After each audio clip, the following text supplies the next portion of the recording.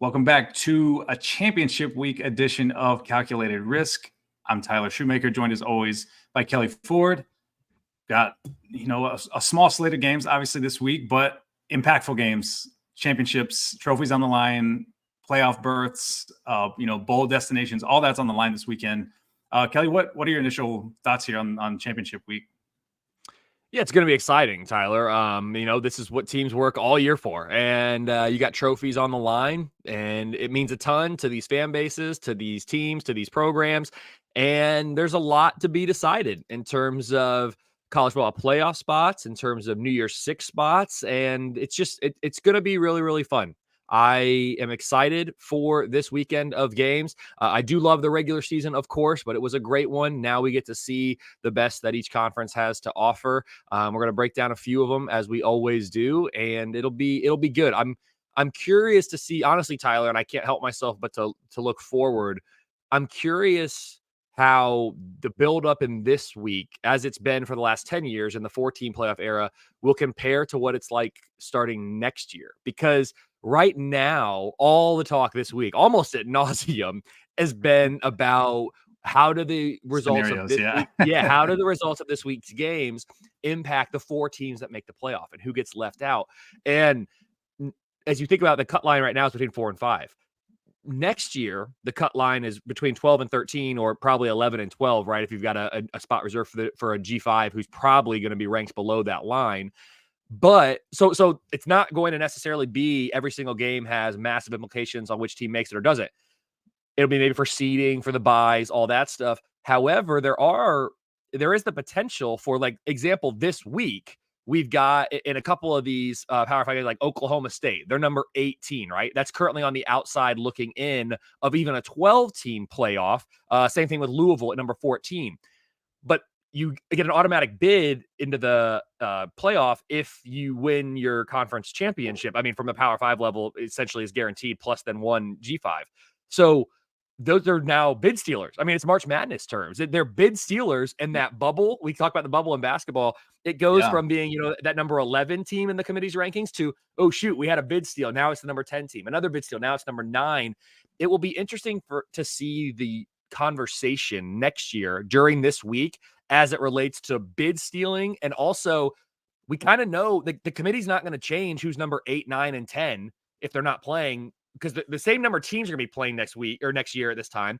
8, 9, and 10 may not be playing. They're not going to move in the rankings most likely. So you're already going to know, like, these are how these teams stack up. There's nothing less to add to their resumes. Where does that cut line fall because of the bid stealers? It's going to be a whole different feel. We'll talk about it then, but I couldn't help but I've thought about the scenarios this week enough, and I'm like, how is this going to play out next year? It's very interesting. So that's what's been on my mind this week. Yeah, and again, not to get too far down this path because we got a whole offseason to talk through that stuff, but one other thing to consider there is, like, you're pretty much going to have divisionless conferences next year as well. So we could potentially be talking about, like an Ohio State Michigan rematch, for instance. Things like that are also going to change the conversation of this week.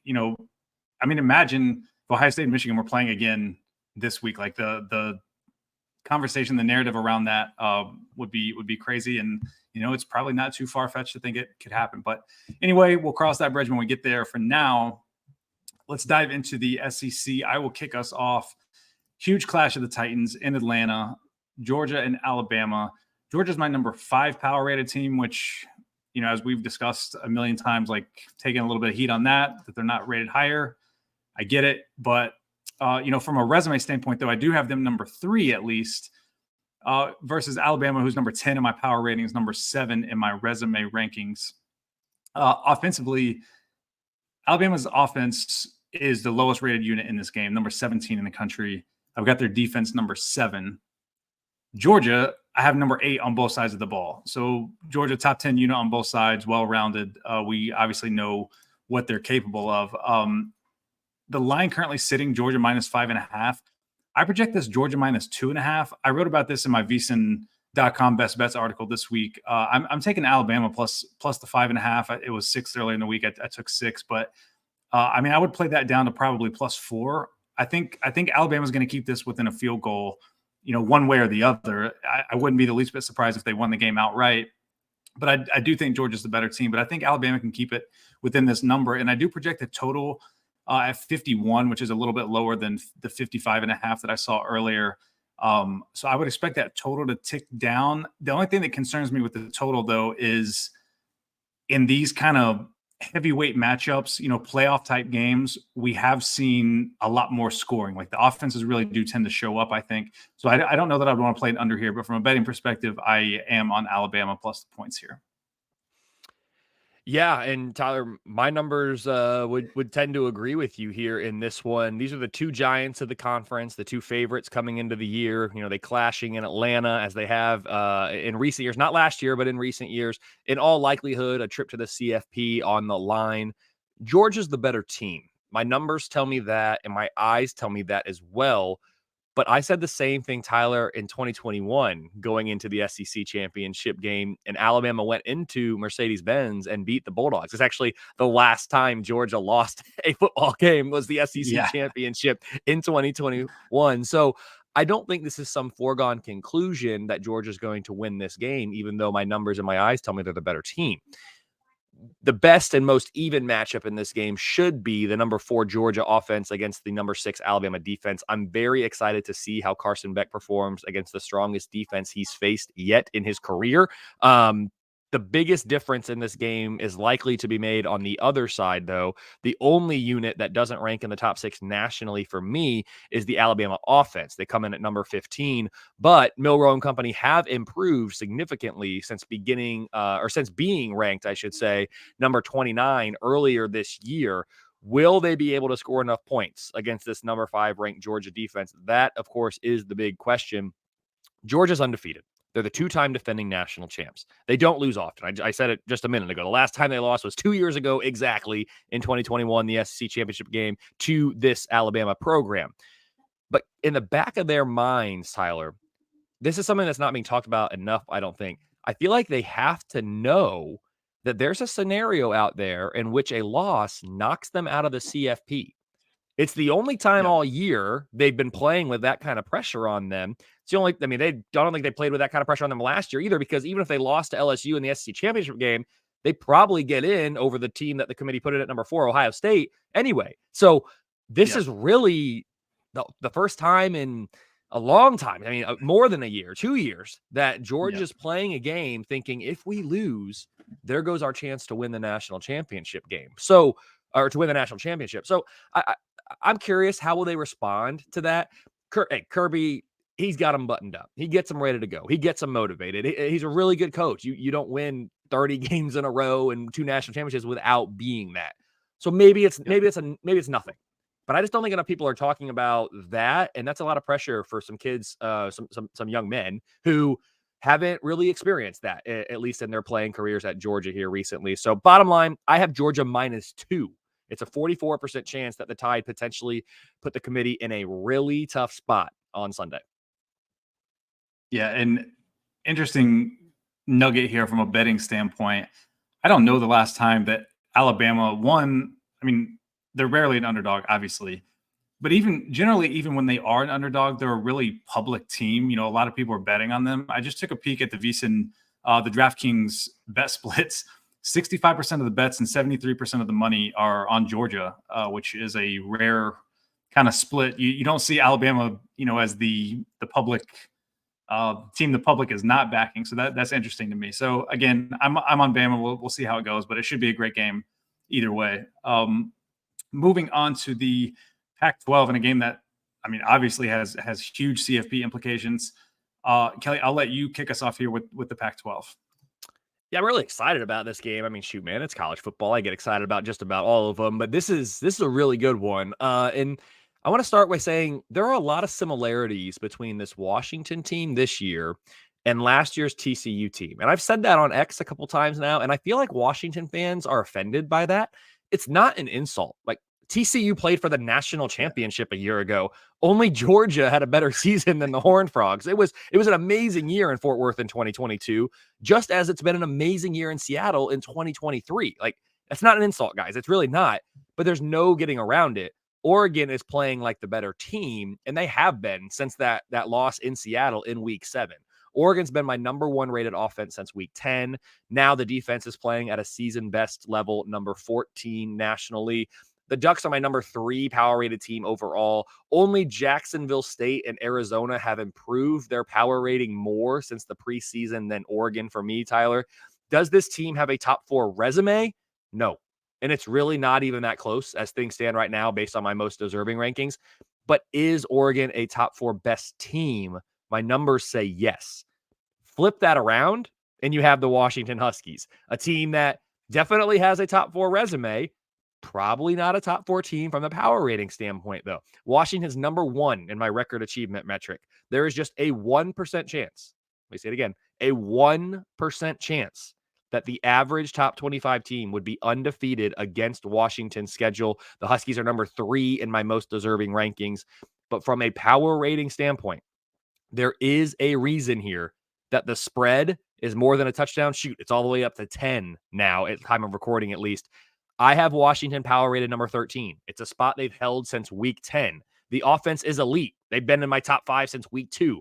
But the defense is merely top 40, Tyler. Will it be able to slow down Bo Nix and that Ducks offense away from Husky Stadium? Remember, that first game was in Seattle. I think that played a big difference. I'm not convinced that it can. Bottom line, I've got Oregon minus 8.5. It's a 28% chance that Washington reaches 13 wins for the first time in program history. Yeah, you hit on the main point that I wanted to make is in that, I've got Oregon power rated number 2, Washington power rated number 14, but then from a resume standpoint, Washington is my number 2 team, Oregon's number 9. So these teams are kind of flipped. And so this is, the committee came out and said, this week that their job is to put the 4 best teams in. And that is objectively not true. They don't put the 4 best teams in, they put the 4 most deserving teams in. That's pretty clearly established because I don't know a single power rating that has Washington in the top 4. Or that had TCU in the top 4 last year. Right. Exactly. So, or that had Michigan State in the top 4 in 2015. It's not it. And I'm not even faulting them for using that criteria. No, not at all. Just own it. Just say we put the 4 most deserving teams in. That's all you have to say. Don't lie. We're not dumb. Washington, I've got number 13. They've kind of tumbled here. I think, they were in my top 3 at one point. They're down to number 13. They've had some clunkers offensively, over the last 4 or 5 weeks. And the defense, you talked about it. I've got them number 30, and they're going against the number 4 offense in my numbers and the number 5 defense. So Oregon better on both sides of the ball, according to my numbers. I project this right in line with Vegas. I'm at Oregon minus 10. The interesting thing here for me, I projected total at 56, and the last time I checked, the consensus was 67.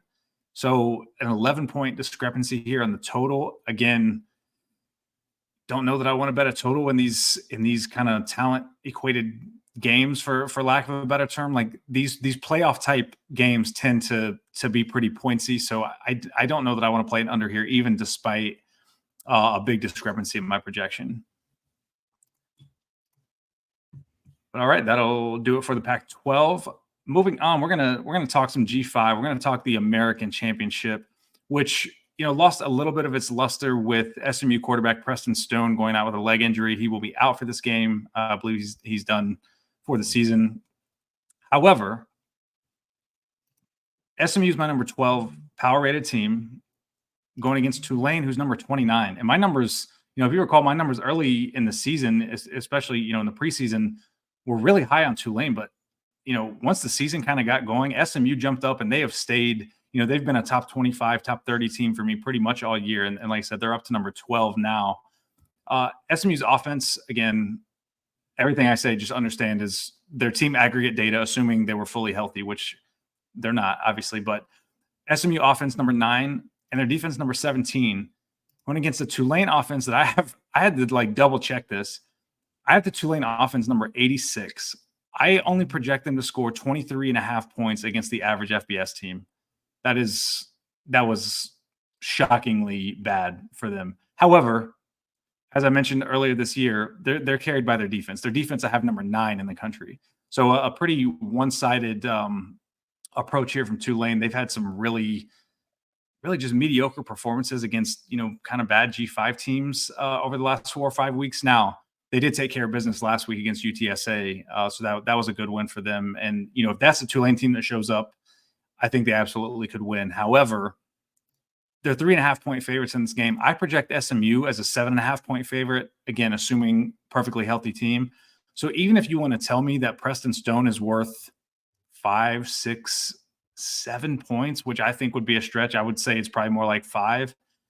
That still doesn't get me anywhere near Tulane being a 3.5-point favorite. So this is another game that I wrote up in my VSiN article this week as a best bet. I took SMU plus the points here, and I project the total at 47.5. Currently sitting at 52.5. This actually would be an under I would consider if you wanted to play the total in this game instead of the side. I do like the under. Like I said, Tulane's defense very good. SMU going to be without their quarterback. If I was going to play the total, I would definitely take the under here. And Tyler, even without Stone at quarterback, even at Ullman Stadium, because remember, this is a home game for Tulane. Both teams 8-0 in conference play, but they win the tiebreaker there, and the American uses number 1 seed gets to host. Even with those factors, I think the wrong team's favored in this game. Even if you downgrade the SMU offense significantly, it's still just about a wash, I would say, with the Tulane defense that I have ranked number 34. And on the other side, remember, Preston Stone doesn't play on the other side. The SMU defense, they're playing at a season best level, ranking number 35 right now in the country. They're going up against a Tulane offense that currently ranks a season worst, number 58 for me. So your Tulane unit ranks are a little bit more extreme on both ends than me, but I agree with you that it is the defense that's certainly the better of the two units, and it's not particularly close. But I mean, how many points are we given for Preston Stone here? How many points are we given for home field advantage? Like this just seems like a wildly inaccurate line. It really does. I mean, unless I could end up looking silly. Really dumb on this one, I guess. But I think SMU wins this one outright. Yes, Tulane has the inside track to returning to the New Year's Six as the G5 rep. But the only other time the Green Wave faced a top 50 power rated team this year, top 50, they lost at home to Ole Miss. Now, SMU, especially without Stone, is not Ole Miss. That's not what I'm suggesting. But I'm saying Tulane really hasn't been tested at all this year. The SMU outside of Ole Miss, this is going to be their biggest test. That's for sure. My model, again, doesn't see the Preston Stone injury explicitly, but my model makes this SMU -7. If you want to, how many points are you going to downgrade him? I mean, a field goal, 4 points. I think that you're even pushing it. That -7, it's already counting for the home field. So I'm not giving any more for that. Like, I think the wrong team's favorite here. And I think there's a touchdown worth of value. Again, I could end up looking really silly. But that's what the model says. And I take comfort in knowing that yours feels the same. I've talked about this game a couple other times this week, and it feels like everyone I talk to who's thinking about it analytically or kind of taking a similar approach has come to a same conclusion that I have. So if nothing else, I'm taking comfort in the fact that I'm not out on an island with the take. Yeah, I mean, there's just nothing in the numbers that would, I run several formulas on the side, to help me kind of steer my bets. And there's just literally no formula that I can come up with that would put me on Tulane in this game. That's not to say they can't win, but, going into it, all we can do is trust the numbers, and the numbers tell me that SMU is the play here. I did, one thing to consider with SMU, you mentioned it, like Preston Stone doesn't play defense. They played Oklahoma earlier this year. And I know that Oklahoma's not the juggernaut that maybe at times we thought this season, but they still can light up a scoreboard on any given week. And SMU held them to 17 points. It ended up being 20. It ended up being 28. It was 28-11, but still. 28. Okay. That's right. They lost by 17, but yeah, to only give up 28 to Oklahoma. I mean, that offense has scored 70 multiple times this year. So like, my bet on SMU is really as much or more about the defense as it is the SMU offense, which has also been very good. But yeah, I'm looking forward to that. I know that's, it's not going to be a hugely watched game or anything like that nationally with the casual fans, but I'm looking forward to it. I can't wait to see that. That's one of those games that we talk about. Like I'm curious to see, because the analytics are so lopsided and against Vegas here. Like I'm just curious to see how it plays out. But I think that's going to do it for our marquee matchups. Really looking forward to all three of those. Let's get into our rapid fire. We're just going to rapid fire the rest of the slate. here this week, excluding Army Navy because I somehow missed that and it's not on my sheet. So excluding Army Navy, Kelly, if you want to, Army Navy's next week. We're good. You got another week. Okay, well that's why it wasn't on my sheet then. I see it on the odds screen, but I didn't see it on my sheet and I couldn't figure out why. Okay, all right, so we're good. I'm not a total idiot. All right, Liberty hosting New Mexico State in the Conference USA Championship. Line currently Liberty minus 11 with a total of 54. I project Liberty minus 15.5, and I'm right in line on the total with a projected total of 54. I'm Liberty 12.5, so I'm with you on that side. Not quite as much value. My model would suggest as yours, but definitely with you on the Liberty side. Yeah, and Liberty's one of those teams. Had I just trusted TSI all season, I would have made a killing betting Liberty. And I did bet them a few times, but it was like, man, my numbers are just so high on them, but they just continue to cover. Like I've been kind of gun shy on pulling the trigger on betting them, but they've just continued to cover games. It's been unreal, the run that they've been on. The MAC championship, Toledo and Miami at Ford Field, I believe. Toledo, an 8-point favorite with an over-under of 46.5. I project Toledo minus 6 with a total of 50.5. And an injury note there, Miami of Ohio without quarterback Blaine Gabbert. I think he missed the last game and got hurt 2 games ago, if I recall correctly. So we do have a little bit of data on Miami without him, but nonetheless, their team power rating leads this to a Toledo minus 6 line for me. And I have Toledo minus 4. Again, not explicitly accounting for Gabbert on the other side there, but Toledo minus 4 is what my model has.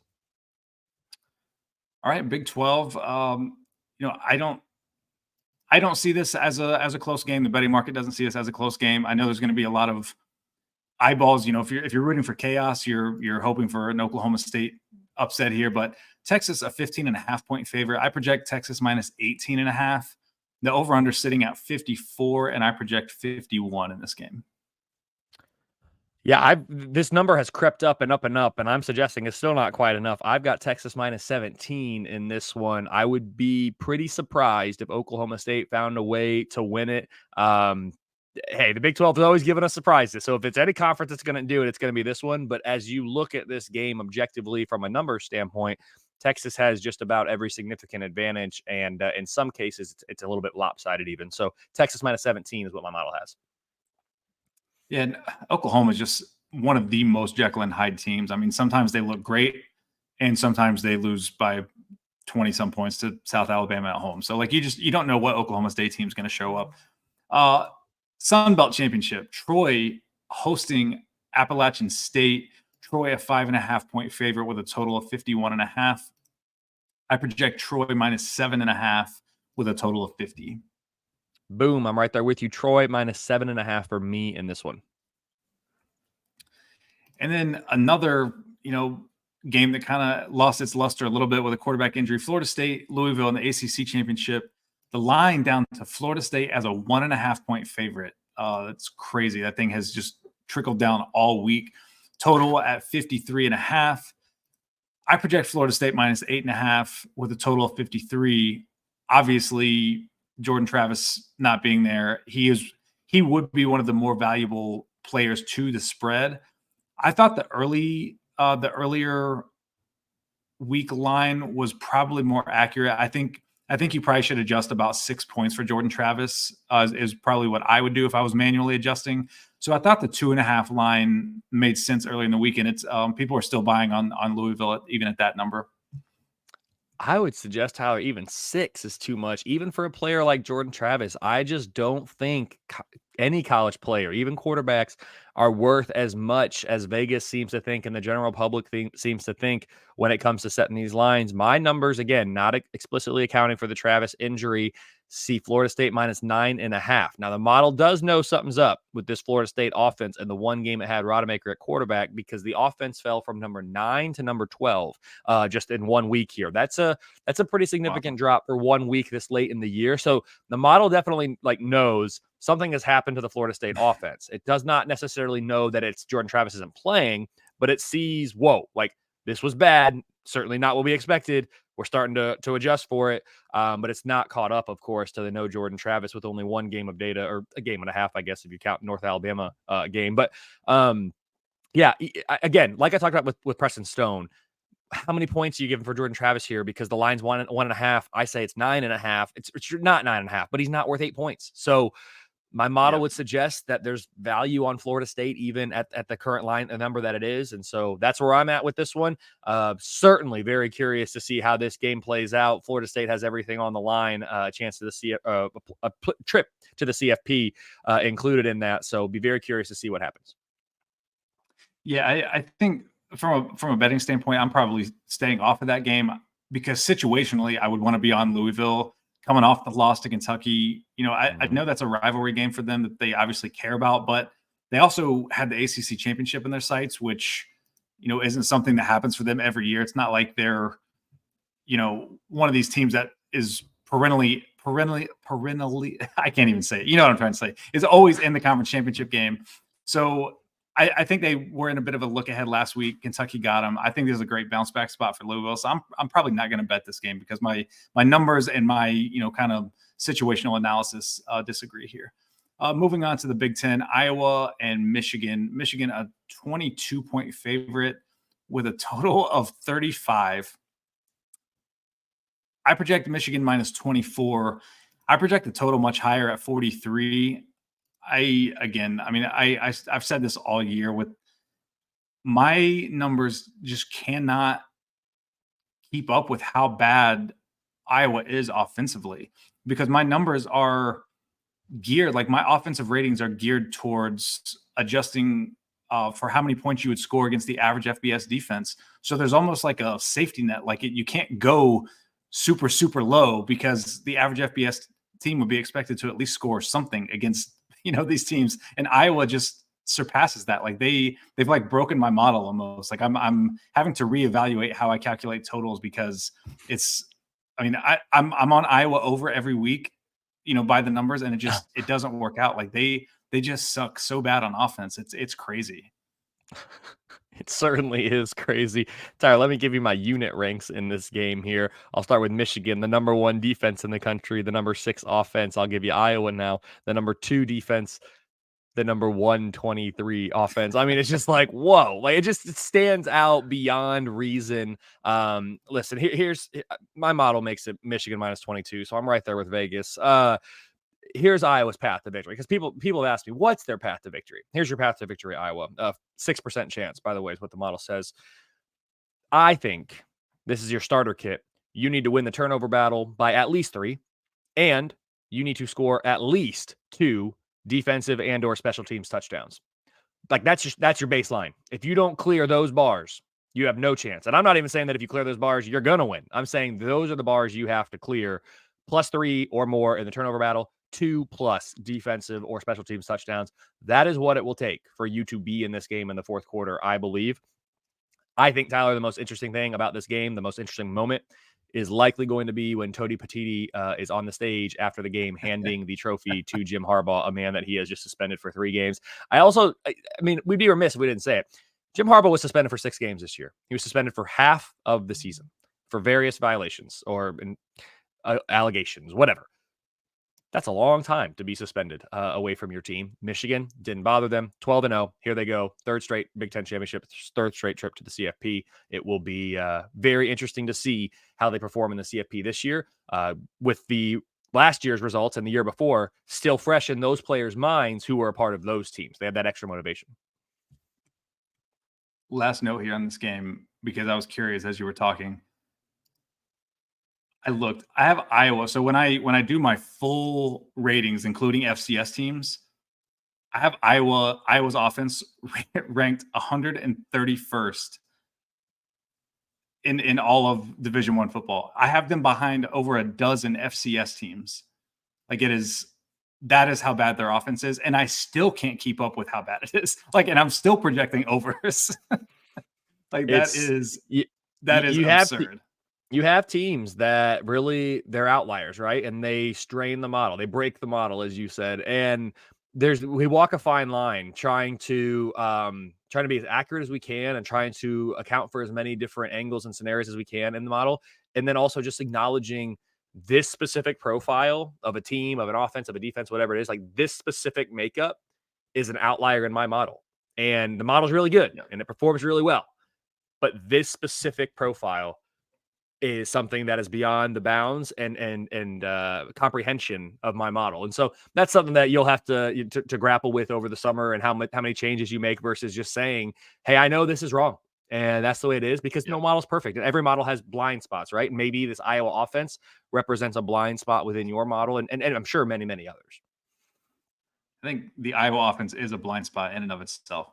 All right, that's way too much Iowa talk for this podcast. Moving on, last one, Mountain West Championship, UNLV hosting Boise State, who again fired their coach a few weeks ago and is in the Mountain West Championship after playing extremely well the last couple of weeks.